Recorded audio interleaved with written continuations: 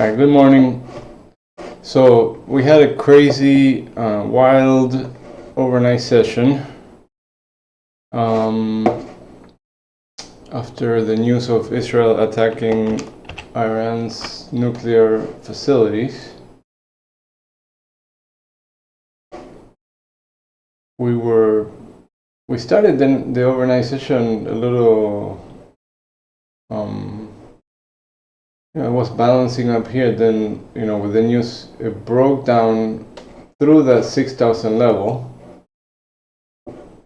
So I was watching, and the levels on this market structure were respected, even though there was big moves and high volatility. Look how when we got to the 59.60, we had a little bit of a bounce, but then sellers kept pushing. Then we started pushing lower. Tagged this little low volume node right here, and then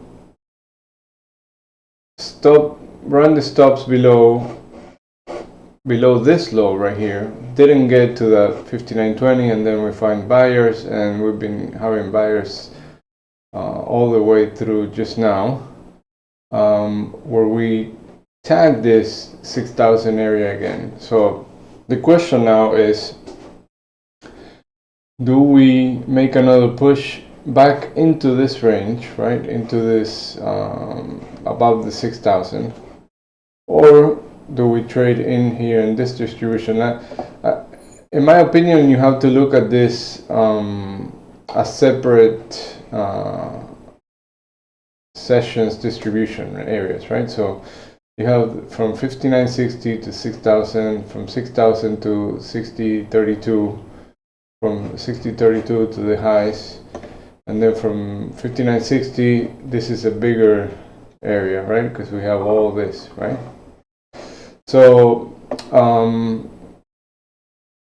but on a day like this, where we have this news, Middle East conflict, we have rollover, we have Michigan at 10 a.m. It's not gonna be an easy day. It's gonna be very volatile. So you have to be very careful.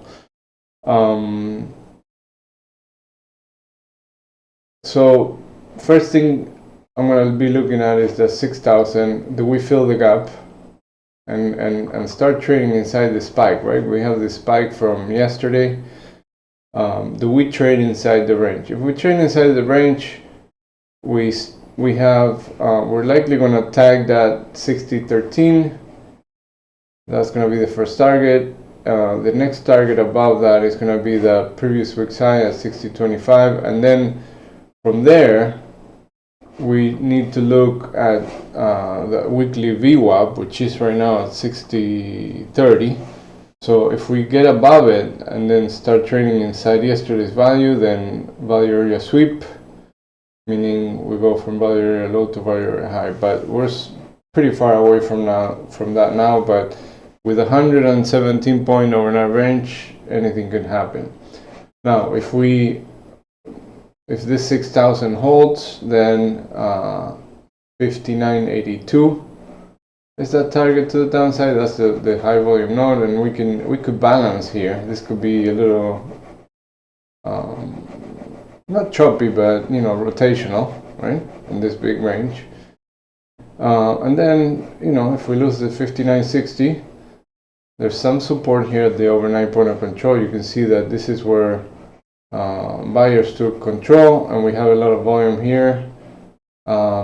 So if we get that below that POC, look for a move down to this right before this low volume node at 59.40, and then below that 59.20, and then from there, if that doesn't hold, then this point of control that was untested would be the next target. So lots of opportunity today, but also lots of opportunity to get chopped up and and lose money. So you gotta take it slowly, trade small, and be aware of the volatility and the rollover shenanigans. All right, NQ.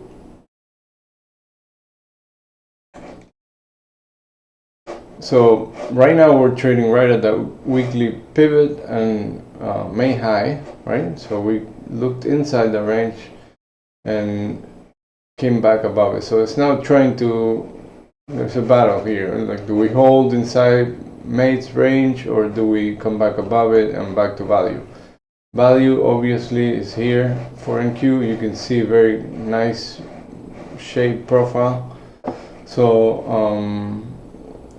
same thing, right now we have a spike down and then we have this distribution here. So above this distribution, like above 700 or so, you know, look for a move through the single prints to clean up the single prints and eventually tag yesterday's low, and from there see if we can get inside yesterday's value. Below it, I mean, it's kind of, I mean, we did almost hit that 460 area. So, you know, if we get below the overnight low, there's some support here in this area, right here at the 400s. So I'm going to be looking at that as support, and if we get below that, then there's another volume node, high volume node here at 380, 385, and then from there, you know, we have this whole range that we were trading on for a while, and the low side of that range is all the way down here. We have a weekly low here at 234, where we're probably going to have some liquidity to test, but then there's a daily swing low all the way down here at 21,071.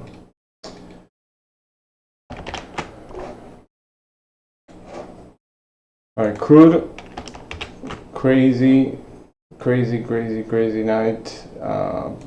I read somewhere that it was the biggest range from low to high in history of crude. I don't know if that's true, but I mean, it was this overnight session. It's a 9 and change point range. For crude, it's a lot. Look at the ranges before and look at this range in comparison. So shorts got squeezed. It got to the top of that range of that 365-day profile. So now it looks like finally found acceptance between the 71 and the 75 area. That's where value is right now. So look for those areas to be accepted. So probably rotational for a while, but I'm not going to touch crude. I'm not touching this until things come down a little bit. And gold also had a huge day. Moved above this 34.28 high, and it's looking like it wants new highs.